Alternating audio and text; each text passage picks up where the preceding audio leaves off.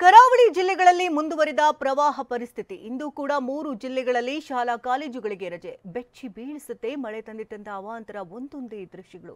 ಈ ಸುದ್ದಿಗಳನ್ನು ನೋಡೋಣ ವರುಣಾರ್ ಭಟ ನ್ಯೂಸ್ ಟಾಪ್ 9 ನಲ್ಲಿ.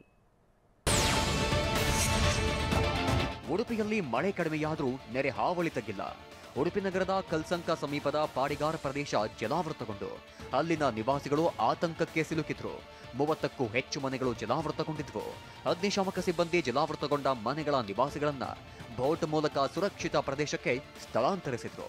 ಪಿಜಿಯಲ್ಲಿದ್ದ ವಿದ್ಯಾರ್ಥಿಗಳನ್ನ ಸ್ಥಳಾಂತರಿಸಲಾಯಿತು. ನಾವೀಗ ಪಾಡಿಗಾರ್ ಎನ್ನುವ ಪ್ರದೇಶದಲ್ಲಿದ್ದೇವೆ.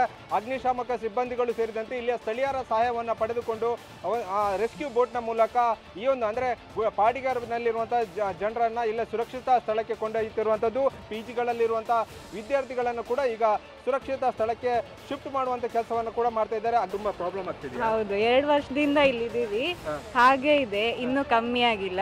ಬಟ್ ಇಲ್ಲಿಯವರು ಅದಕ್ಕೆ ಏನು ಪರಿಹಾರನೂ ಮಾಡ್ತಾ ಇಲ್ಲ. ಸೊ ಸ್ಟೂಡೆಂಟ್ಸ್ ಅಂತ ಅಲ್ಲ, ಪ್ರತಿಯೊಬ್ಬರಿಗೂ ಇಲ್ಲಿ ಕಷ್ಟ ಆಗ್ತಾ ಇದೆ. ಓಡಾಡಕ್ಕಾಗಿರ್ಬೋದು, ಯಾರಿಗಾದ್ರೂ ತುಂಬಾ ಕಷ್ಟ ಆಗ್ತಾ ಇದೆ. ಸೊ ಇದಕ್ಕೊಂದು ಬೇಗ ಪರಿಹಾರ ಮಾಡಿಸ್ಕೊಡಿ. ಭಾರಿ ಮಳೆಯಿಂದಾಗಿ ಉತ್ತರ ಕನ್ನಡ ಜಿಲ್ಲೆಯ ಹೊನ್ನಾವರ ತಾಲೂಕಿನಲ್ಲಿ ಶರಾವತಿ ಹಾಗೂ ಗುಂಡಬಾಳ ನದಿಗಳು ಉಕ್ಕಿ ಹರಿಯುತ್ತಿವೆ. ನದಿ ತೀರದ ಗ್ರಾಮಗಳಲ್ಲಿ ಪ್ರವಾಹ ಸ್ಥಿತಿ ತಲೆದೋರಿದೆ. ಪ್ರವಾಹದಲ್ಲಿ ಸಿಲುಕಿದ್ದ ಕಡತೋಕ, ಗುದ್ನಕಟ್ಟು ಗ್ರಾಮಸ್ಥರನ್ನ ಎನ್ಡಿಆರ್ಎಫ್ ಸಿಬ್ಬಂದಿ ಬೋಟ್ ಮೂಲಕ ರಕ್ಷಣೆ ಮಾಡಿದರು. 60ಕ್ಕೂ ಹೆಚ್ಚು ಜನರನ್ನ ಸುರಕ್ಷಿತ ಪ್ರದೇಶಕ್ಕೆ ಸ್ಥಳಾಂತರಿಸಲಾಗಿದೆ.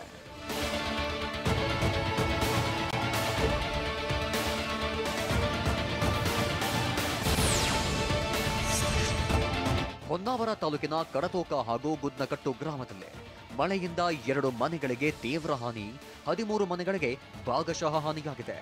ಉತ್ತರ ಕನ್ನಡ ಜಿಲ್ಲೆಯ 8 ಕಾಳಜಿ ಕೇಂದ್ರಗಳಲ್ಲಿ 313 ಜನರಿಗೆ ಆಶ್ರಯ ಒದಗಿಸಲಾಗಿದೆ.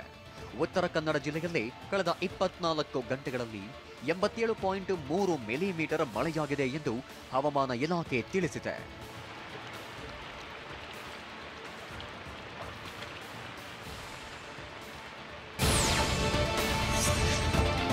ದಕ್ಷಿಣ ಕನ್ನಡ ಜಿಲ್ಲೆಯಲ್ಲಿ ವರುಣಾರ್ಭಟದಿಂದ ನದಿಗಳು ತುಂಬಿ ಹರಿಯುತ್ತಿವೆ. ನಂದಿನಿ ಹಾಗೂ ಶಾಂಭವಿ ನದಿಗಳಲ್ಲಿ ನೀರಿನ ಹರಿವು ದಿಢೀರ್ ಏರಿಕೆಯಾಗಿತ್ತು.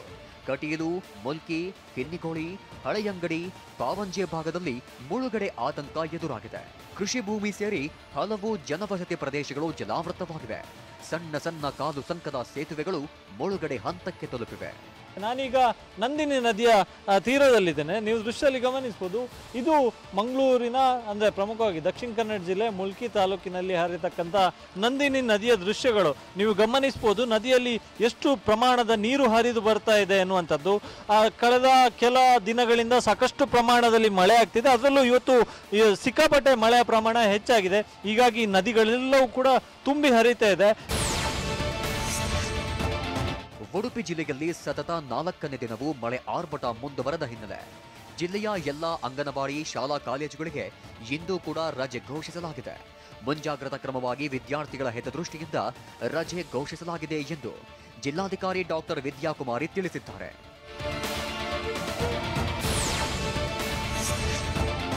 ದಕ್ಷಿಣ ಕನ್ನಡ ಜಿಲ್ಲೆಯಾದ್ಯಂತ ನಿರಂತರ ಮಳೆ ಪರಿಣಾಮ ರೆಡ್ ಅಲರ್ಟ್ ಘೋಷಿಸಲಾಗಿತ್ತು. ಇವತ್ತು ಕೂಡ ಅಂಗನವಾಡಿ, ಪ್ರಾಥಮಿಕ ಮತ್ತು ಪ್ರೌಢಶಾಲೆ, ಪಿಯು ಕಾಲೇಜುಗಳಿಗೆ ರಜೆ ಘೋಷಿಸಲಾಗಿದೆ. ರಜೆ ಘೋಷಿಸಿ ದಕ್ಷಿಣ ಕನ್ನಡ ಜಿಲ್ಲಾಧಿಕಾರಿ ಮುಲೈ ಮುಗಿಲನ್ ಆದೇಶಿಸಿದ್ದಾರೆ. ಮೀನುಗಾರರು ಸಮುದ್ರಕ್ಕೆ ಇಳಿಯದಂತೆ ನದಿ, ಸಮುದ್ರ ತೀರದ ಜನ ಎಚ್ಚರ ವಹಿಸುವಂತೆ ಸೂಚಿಸಲಾಗಿದೆ.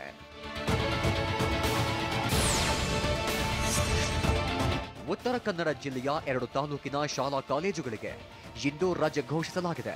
ಕುಮಟಾ, ಹೊನ್ನಾವರ ತಾಲೂಕಿನ ಶಾಲಾ ಕಾಲೇಜುಗಳಿಗೆ ರಜೆ ಘೋಷಿಸಿ ಉತ್ತರ ಕನ್ನಡ ಜಿಲ್ಲಾಧಿಕಾರಿ ಲಕ್ಷ್ಮೀ ಪ್ರಿಯಾ ಅವರು ಆದೇಶಿಸಿದ್ದಾರೆ.